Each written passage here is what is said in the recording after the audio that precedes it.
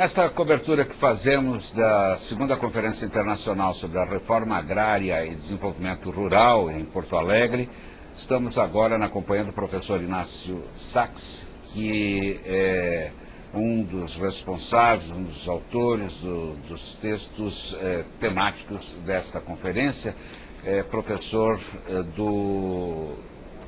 da Escola de Altos Estudos em Ciências Sociais de Paris, na França, e participa ativamente desta conferência em Porto Alegre. Professor, muito obrigado por sua presença aqui conosco. E eu gostaria de começar a nossa conversa aqui lhe perguntando sobre as razões deste debate ter permanecido distante da FAO durante esses 27 anos desde a primeira conferência. O que justifica isso, professor? Só agora a retomada do debate. É uma boa pergunta e nada justifica.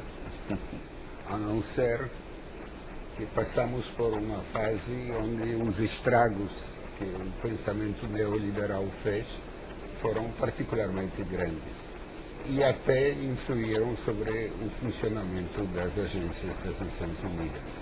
A FAO nasceu para tratar da reforma agrária. Teve um período áureo ao redor desse tema. Bom, a pergunta eu respondo, não há razão. Agora, isso é uma maneira de dizer que esta é uma conferência importante, porque mais vale tarde do que nunca.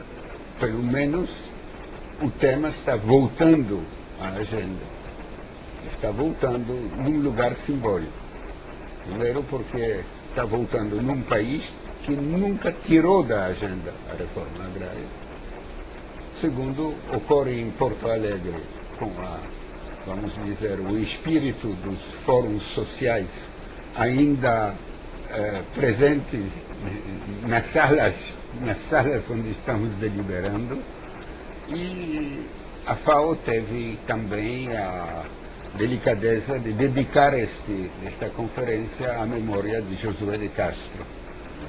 Posso dizer, eu sou um dinossauro e trabalhei bastante com Josué de Castro. Posso dizer que o livro dele, A Geografia da Fome, foi um dos livros mais importantes da segunda metade do século XX. Porque ele colocou a fome na agenda, ao mesmo tempo, do ponto de vista metodológico, mapeou um problema social, o que é muito importante. E as ideias de Josué de Castro impactaram a FAO naqueles seus anos de juventude. Agora, qual era o peso da FAO naquela época, professor? E qual é o peso que a FAO tem hoje? Olha, primeiro temos que voltar.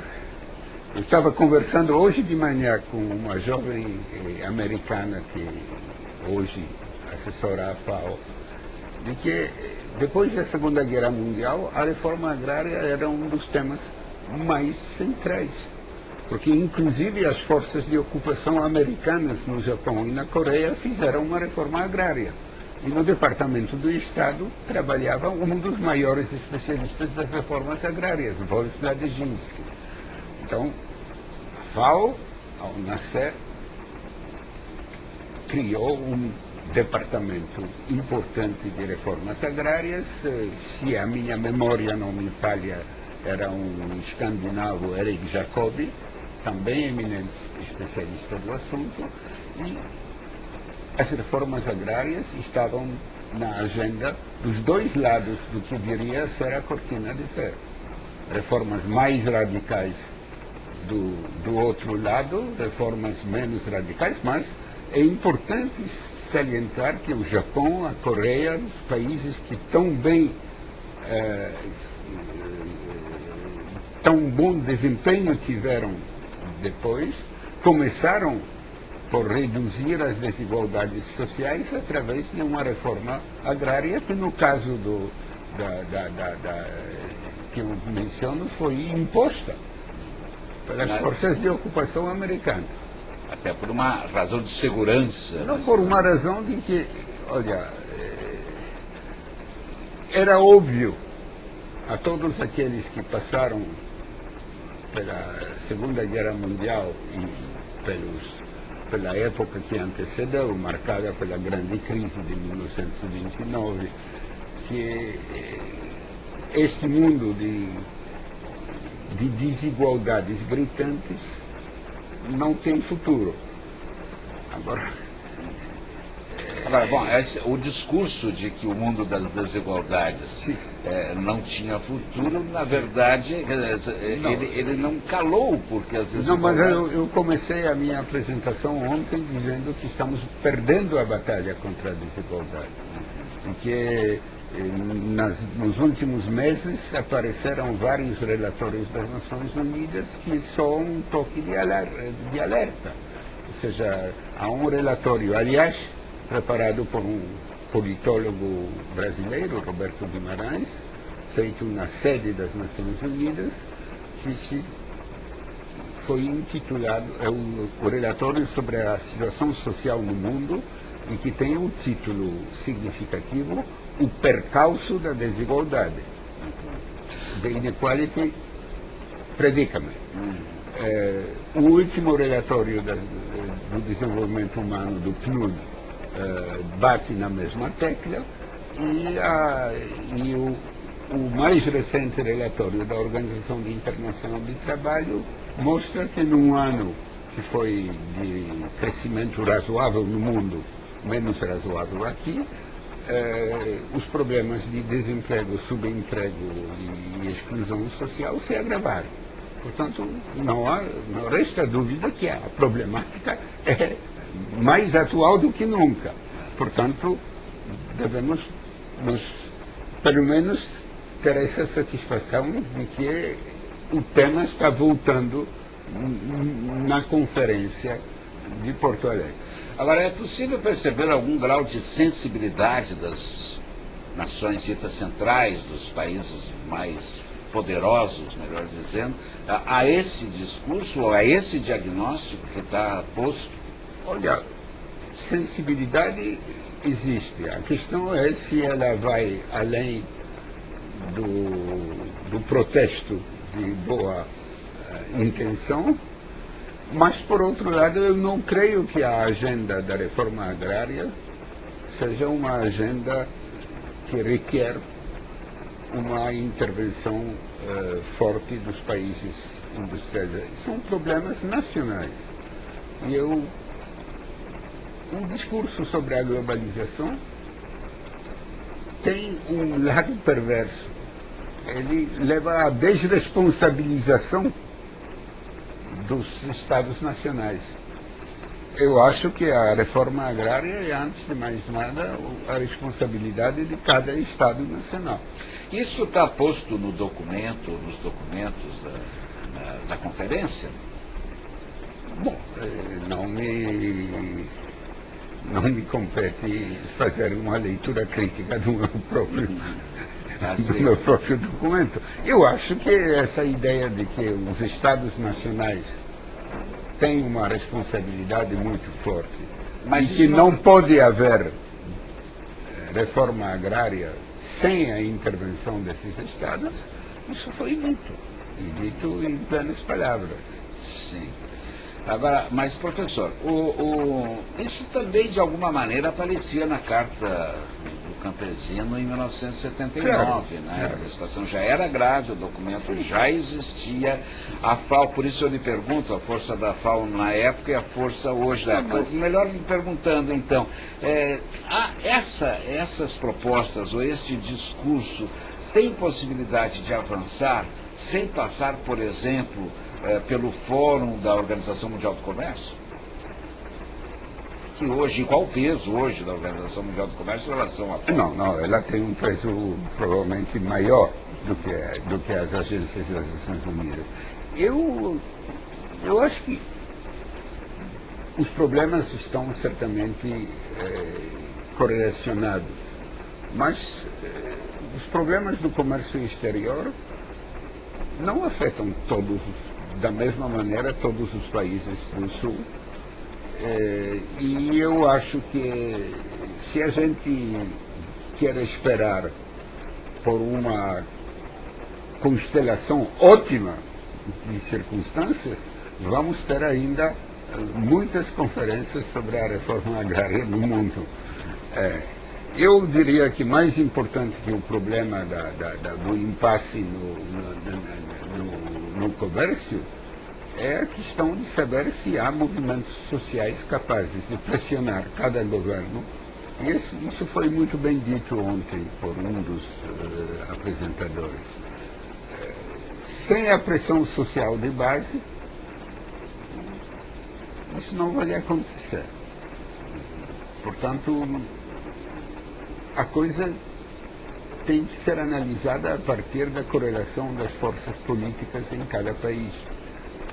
E não justificar a não realização da reforma agrária por este ou outro problema mundial que não está solucionado. Eu não estou dizendo que a problemática do comércio exterior em produtos agrícolas não seja importante. Eu não estou dizendo que os subsídios que o mundo ocidental, que os países industriais pagam à sua própria agricultura não seja um elemento extremamente complicador. A questão das sementes também. Bom, tem vários problemas. Bom, mas vamos atacar os problemas um por um. Por outro lado, se me pergunta a minha posição pessoal, eu acho que a ideia de que pode haver desenvolvimento compatível com um mercado puro e duro como soberano, eu não acho que esta é uma impossibilidade, é uma contradição nos termos. Todo o debate sobre o desenvolvimento surgiu num momento em que eu acho que uma ideia implicitamente aceita por todos era que para que haja justiça nas relações internacionais é preciso que as regras de jogo tenham um viés que favorece o mais fraco. Porque a igualdade entre o fraco e o forte leva à vitória do forte sobre o fraco. Isso estava claro desde os anos 50. Foi a partir dessa ideia que surgiu a UNCTAD, não é? E é óbvio que a ideia de que nós, através do livre comércio, vamos resolver os problemas de desenvolvimento automaticamente, é uma ideia falsa. Agora, existem subsídios bons, existem subsídios ruins, existem os efeitos almejados, existem os efeitos perversos de políticas. Tudo isso é bastante complicado, mas nós precisamos, antes de mais, reivindicar o direito de não termos a igualdade, a simetria perfeita entre fracos e fortes, porque a simetria entre fracos e fortes é, na realidade, uma situação que favorece os fortes. A retomada do debate, essa retomada do debate sobre reforma agrária por parte da FAO, do organismo das Nações Unidas para a Agricultura e Alimentação, não significa exatamente isso também, um certo enfraquecimento dessa organização nos últimos tempos e uma certa hegemonia da Organização Mundial do Comércio sobre esse debate? Mas eu não creio que a FAO deva ser colocada dentro, vamos dizer, do problema FAO-OMC. Primeiro, o problema da OMC é um problema mais geral. Foi o maior retrocesso que os países do terceiro mundo sofreram. Porque a FAO faz parte das Nações Unidas. O GATT, o acordo das tarifas que antecedeu a OMC, não era uma organização das Nações Unidas. Era uma organização paralela, mas não era. É importante ver como as coisas são. Segundo, a OMC, que surgiu da reforma do GATT, etc., não é a OMC que estava prevista originariamente na Conferência de Bretton Woods. As diferenças são muito significativas. E essa ênfase repetida, contínua, sobre o livre comércio como sinônimo de progresso para todos, a mim me parece passar ao lado dos problemas. Mas, por outro lado, há uma hipocrisia total dos países industrializados que pregam o livre comércio e praticam o protecionismo. É por isso que um economista americano bastante crítico do que acontece em Washington, Paul Krugman, escreveu uma vez um artigo com um título que é todo um programa. Não façam o que dizemos, façam o que fazemos. Não acredite. Portanto, são dois problemas. Mas eu volto ao que me parece essencial. A FAO é uma das agências das Nações Unidas que trata de um dos grandes temas que em conjunto fazem o desenvolvimento. É a agricultura, é a alimentação, é a segurança alimentar, é a reforma agrária. Essas são, vamos dizer, as agendas da FAO. Ao lado tem a OMS com a saúde, a Unicef com o problema da criança e da mulher, a Unesco, que tem uma agenda gigantesca, porque ela vai desde a educação, passa pela ciência e chega até a cultura. E normalmente o que deveria acontecer é que todas essas ações converjam para pôr em marcha um processo virtuoso de crescimento socialmente includente. Eu esqueci, evidentemente, a OIT, muito importante, o PNUD, que tem uma visão mais global. Bom, mas, de qualquer maneira, o nosso objetivo é entrar numa trajetória de crescimento virtuoso, socialmente includente e ambientalmente sustentável. Bom, esse é o objetivo. A nível de palavras, todo mundo está de acordo. Como fazer isso? Eu acho que, repito mais uma vez, a responsabilidade essencial está com os Estados nacionais. Na época da globalização, os Estados nacionais têm ainda uma enorme tarefa à frente, a começar a proteger os países dos efeitos negativos da globalização assimétrica. Porque o livre comércio, tal como o imaginam os ideólogos do livre comércio, não protege os fracos contra os fortes.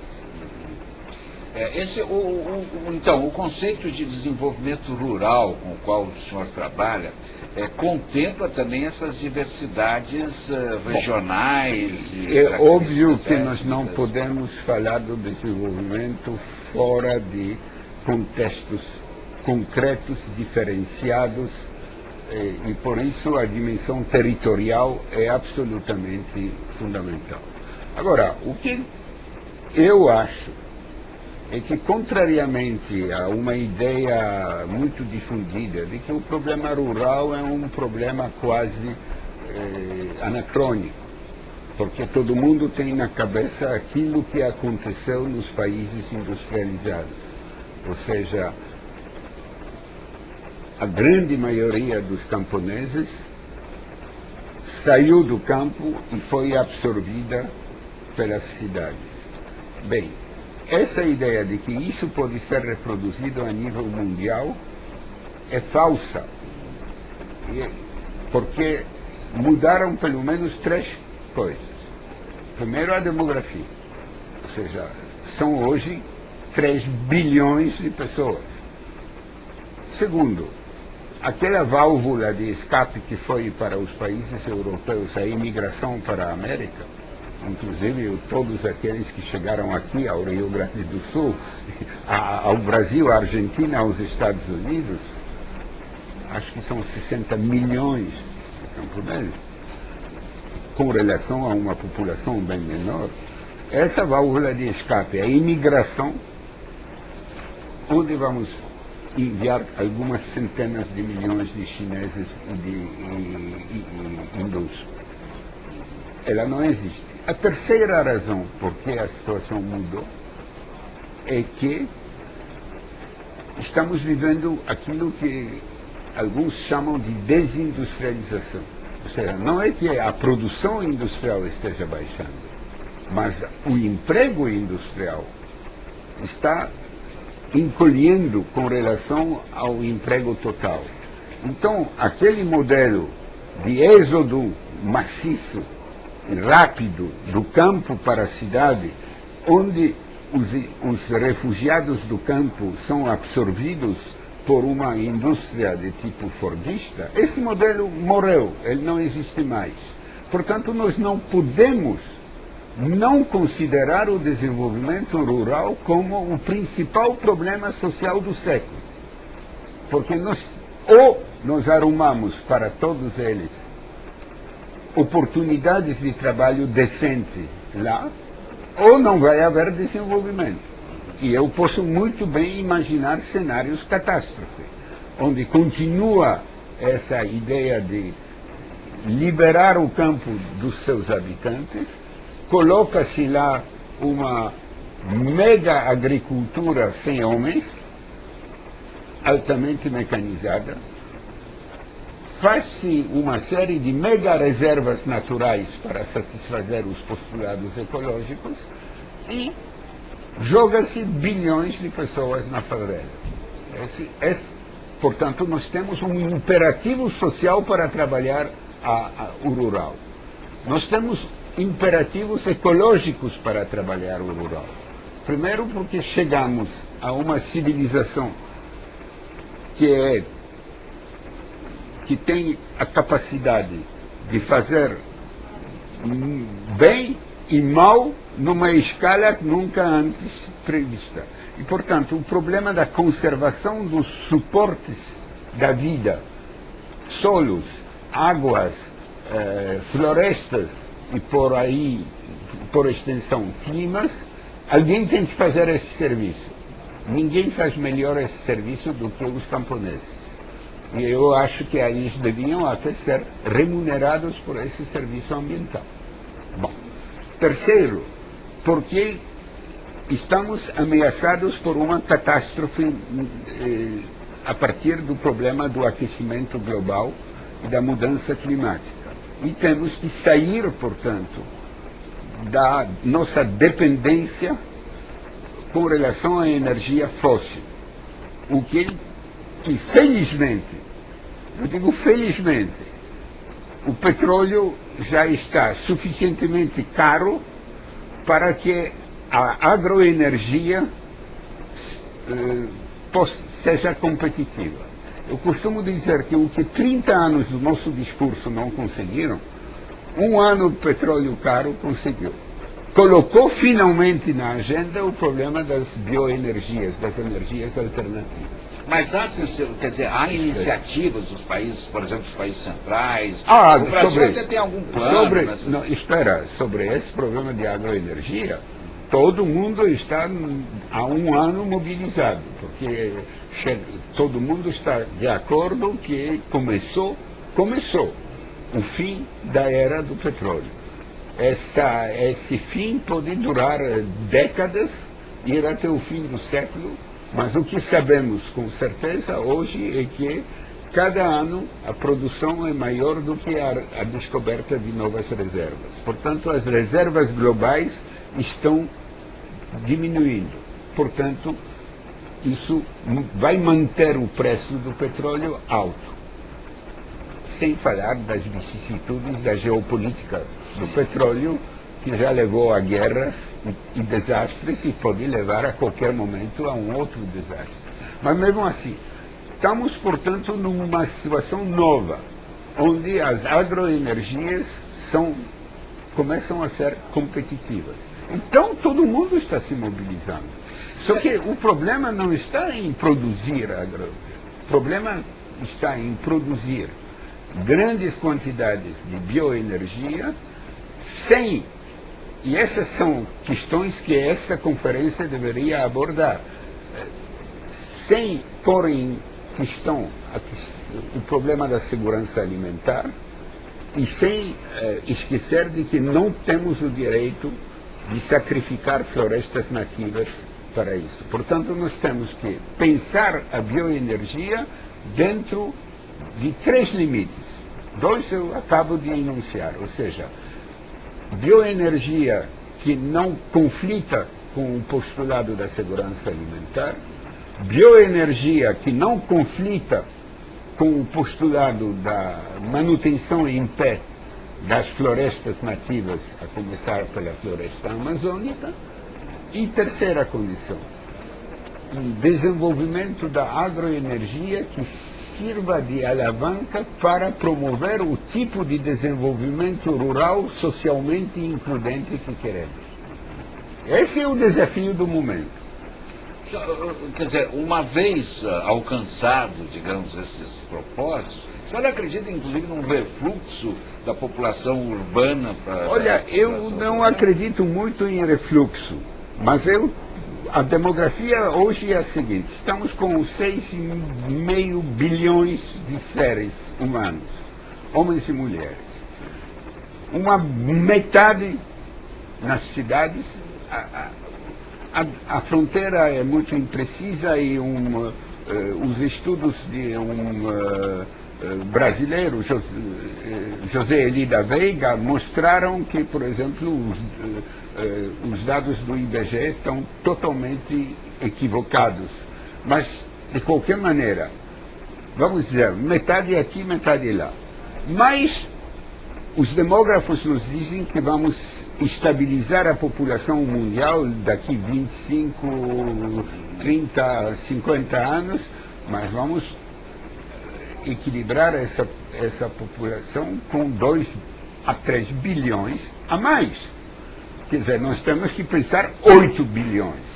Então a questão é, se a gente continuar naquela via de redução violenta da população rural e continuar a considerar que cada refugiado do campo que vai numa favela é símbolo do progresso, porque a urbanização é progresso e o rural é atraso, nós temos que, mais do que dobrar as populações urbanas em 3, 4 décadas.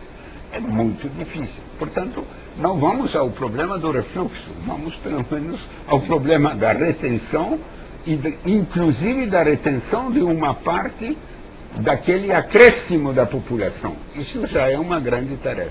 Mas atrás disso tem um problema mais fundamental. O problema fundamental é que um novo ciclo de desenvolvimento rural, ajudado inclusive pelos novos mercados que se abrem a nível de agroenergia, é possível. E essa é a batalha que temos que ganhar. Essa batalha, professor, não passa também pela publicização do debate? Ou seja, qual é o comentário que o senhor pode oferecer sobre essa necessidade de se ampliar o debate sobre esses temas, na medida em que, por exemplo, o avanço disso também vai depender da mobilização da sociedade. E essa mobilização pode acontecer sem uma publicização do debate? Estamos conversando aqui em frente à Câmara, porque eu acredito... Mas de uma agência, digamos, bastante... A qual eu faço votos. Não, sem dúvida, temos o nosso papel, o nosso compromisso, a nossa responsabilidade. Faço votos. É uma lástima que a grande mídia, por enquanto, não se tenha apoderado desse debate. Será que algum dia vai se apoderar? Ela já se apoderou do debate pelo lado da bioenergia. Essa está em todos os lugares. Só que essa dimensão social, esse desafio de, primeiro, contestar a ideia de que o desenvolvimento rural é uma coisa do passado, mostrar que temos possibilidade de ter um novo ciclo de desenvolvimento rural, de inventar uma nova modernidade, porque, bom, numa entrevista não se pode falar de tudo. É óbvio que para que haja esse novo ciclo é preciso que haja políticas públicas, que o rural seja melhor contemplado com a rede de serviços sociais de base, educação, saúde, saneamento, quem sabe moradia. Temos que fazer muitas coisas para que, vamos dizer, o diferencial civilizatório entre a vida rural e a vida urbana diminua. Temos que, entre aspas, urbanizar o rural no meio rural, né? Portanto, é uma senhora de uma tarefa, mas ela é possível, e eu insisto. E o enorme mercado que se abre em bioenergia pode facilitar, se for convenientemente utilizado com esse modelo social de um novo mundo rural socialmente includente por trás. Mas podemos também correr para catástrofes do modelo que eu já mencionei, de um campo sem homens, produzindo muito álcool e até com bonitas reservas, mega reservas naturais, mas com uma catástrofe social no meio. Portanto, o problema é politicamente extremamente importante. Mas ele passa obrigatoriamente pela inclusão dessa agenda política nas políticas nacionais. Sim. A FAO tem um papel a desempenhar, e ou está desempenhando nesse caso, em criar uma tribuna e organizar um fluxo de informação que não teria sido organizado. Eu acho que as duas, vamos dizer, vantagens, não é questão de vantagem. Os dois resultados já alcançados por esta conferência são, primeiro, que ela está acontecendo e que ela está rompendo com esse silêncio que era, a meu ver, totalmente descabido. Segundo, que ela organizou um enorme fluxo de informação. Documentos de base, estudos de caso, delegações de 80, eu acho. Mais de 80 países. Mais de 80 países. Portanto, mexeu. Melhor se a grande imprensa estivesse aqui também. Muito melhor. Quem sabe um dia, né, professor? Quem sabe um dia. Né? Bom, quando a situação se agravar, talvez ainda mais. Né? Por enquanto, os guerrilheiros são necessários e, portanto, faço votos de grande sucesso à Carta Maior. Assim nos consideramos também. Professor, como o senhor mesmo disse, esse tema é inesgotável, né? Não há uma entrevista que pode também dar conta de toda a complexidade desse tema. Nós não queremos abusar da sua boa vontade, do seu tempo. Queremos agradecer imensamente sua participação aqui na nossa cobertura especial e torcer então para que esse evento tenha, e os eventos paralelos sobretudo, né, que aqui estão para pressionar justamente, né, as decisões da conferência, alcance êxito. Muito obrigado, professor. Eu que agradeço a atenção e torço junto com vocês.